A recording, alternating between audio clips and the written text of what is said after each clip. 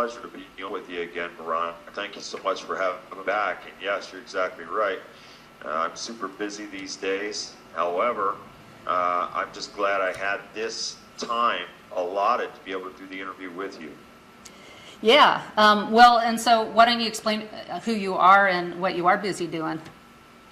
Well, who I am is an individual that used to be a victim, and from a very early age in childhood, I was greatly affected by demonic forces. And I've written 3 books. My first book is called Dark Force, and in Dark Force, I say it all began when my family and I moved into a 3-bedroom ranch-style home located in Glen Burnie, Maryland, in a community called Herondale in 1970.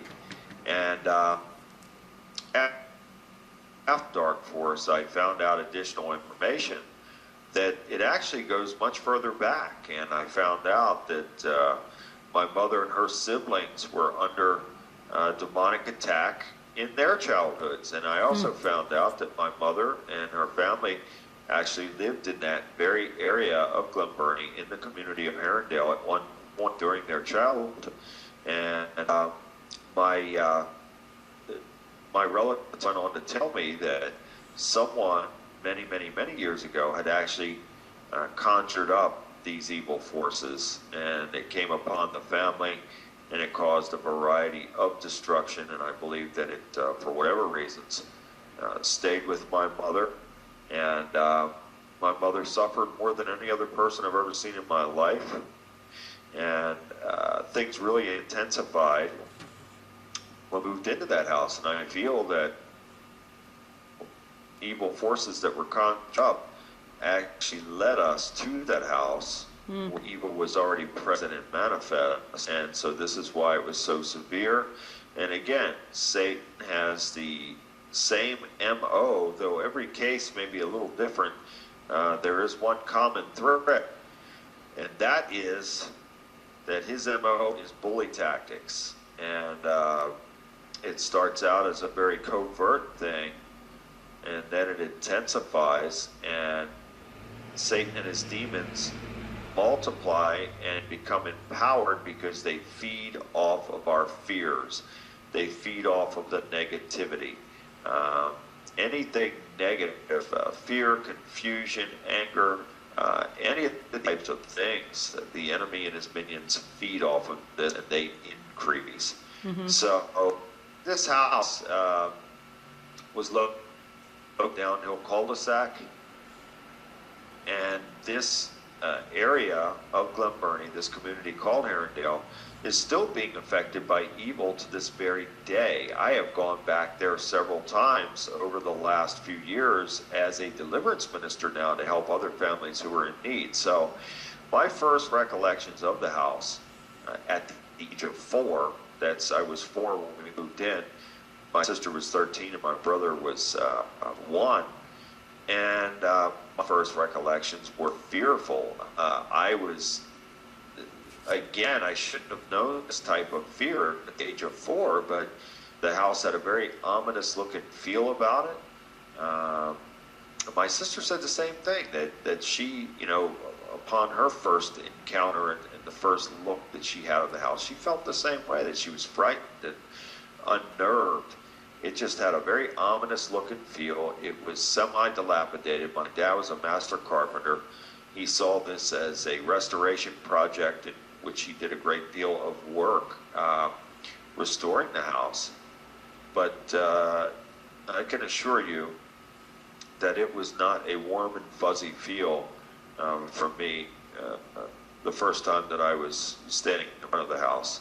So then when we entered into the house, you would enter into the front door into the living room, and the house was very dark inside. It had dark brown paneling on the walls, looked almost black in color, so the house was very dark, even on the brightest of days.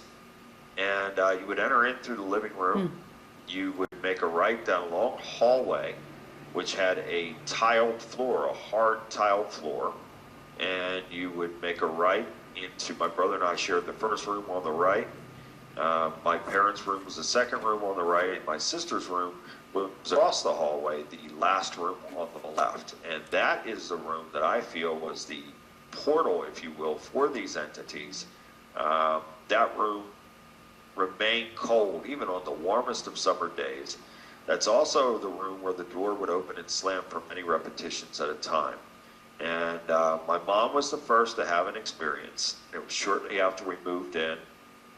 She was unpacking boxes and trying to organize, and my dad had taken us, again, my older sister Patty and my younger brother Bobby, and my dad William Sr. had taken us with him to our grandparents' house for the day to allow my mother, Patricia Bean, time to unpack and organize without us being under her feet. And so it was during the course of this that she felt a presence. And she thought in her mind that it was my dad sneaking back into the house to play a joke on her. He had that type of sense of humor. And she spun around fully anticipating on seeing him. And to her shock, nothing was there. So as you can imagine, she was unnerved, taken aback, perplexed by this, and had a great moment of pause trying to make sense out of this. This was her first experience? It was her first experience in the house. I'd found out that she had many paranormal, supernatural experiences in her childhood going into her teen years. So she, this was her first experience in the house, but she had had many experiences prior to that. And so she was able to go back to doing what she was doing, and it wasn't long after that one of the bedroom doors slammed shut by itself, and that was enough to make her go outside and wait until we returned. So that's where it started, and it escalated into violent physical attacks on us from these demonic entities, and it greatly contributed to the destruction of my family. Okay, I want to back up to your mom. When she was a child, you said there were open doors. And first thing, can you explain what open doors are? And then explain what the open door was with her more specifically? I really don't know. I mean, open doors are when people, God gave us free will, so we're free to make our choices. And sometimes those choices are not good choices. And when somebody makes a bad choice like that they decide that they want to conjure up something or was that your mom? Contact the other side. No, that was not my mom. Mm-hmm. Someone in the family many years ago had done this. And why that came on my mother, I don't know. But when people decide to make these choices, there's going to be a consequence. And that's exactly what happened here. And so this was on the family long before we moved into that house, but it just gained intensity, after moving in the house. And then actually, after living in the house for so long and being under so much torment and physical attack, then yes, I think the year was 1978 or 1979, when my mother actually did have a medium come in the house, and they messed with a Ouija board and all that kind of stuff, which made things, Wow. 10 times worse. But yeah, initially, no, she hadn't done anything opening doorways, to my knowledge, for this stuff to really come on us in that way. But I can assure you that even from the very beginning, it was very difficult for my dad to deal with. My dad was a very good man, a very blessed man. He was blessed with every attribute necessary, highly successful in life, and his story is just so sad. Both of my parents had a very sad story, and both died before the age of 50. And that was all surrounding this house. Oh, you believe? No question about it. Yeah. I mean, there's no question about that at all. But, my dad tried to downplay all these things because he was a man's man. He was a very powerful individual, always in control of every situation. And he finally found himself, and suddenly found himself, in a situation that he could not control. And this led to him to escape reality through the abuse of alcohol. And he began to spend a lot of time in the bars. And my parents were social drinkers in the beginning, but you know, as this progressed, my dad became just a violent alcoholic that truly, in retrospect, you know, looking back on this, he was trying to escape reality because he couldn't deal with the situation. He was in a situation that he couldn't control. And back in those days, you didn't have paranormal groups to call, or my parents believed in God, but they didn't have a church. You know, I never attended church as a child. We were not baptized.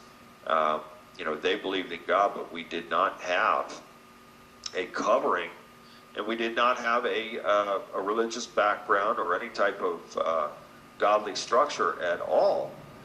And so being in that situation, he really didn't have anybody to turn to. You're kind of describing most of the United States right now, I think, aren't you? Pardon me? Describing most of the United States right now. People believe in God, but I mean, they it's don't. very sad, you know. It's and we'll get to that. Believe me. I mean, I have a lot of words to say about that. But you know, again, not having that type of faith-based structure was really it just put us in a very, very bad way. And so my dad decided that he was going to try and escape reality by spending time in these bars and drinking anything and everything and as much as he could.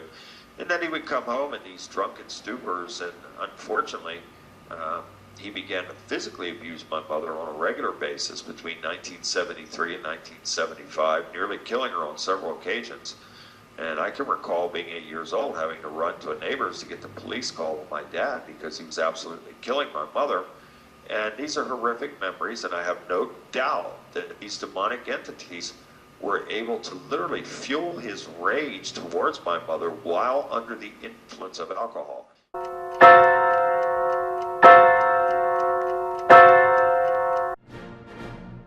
There aren't too many outlets where you can hear in-depth spiritual issues alongside conservative politics, where we can make a difference to those around us and our country.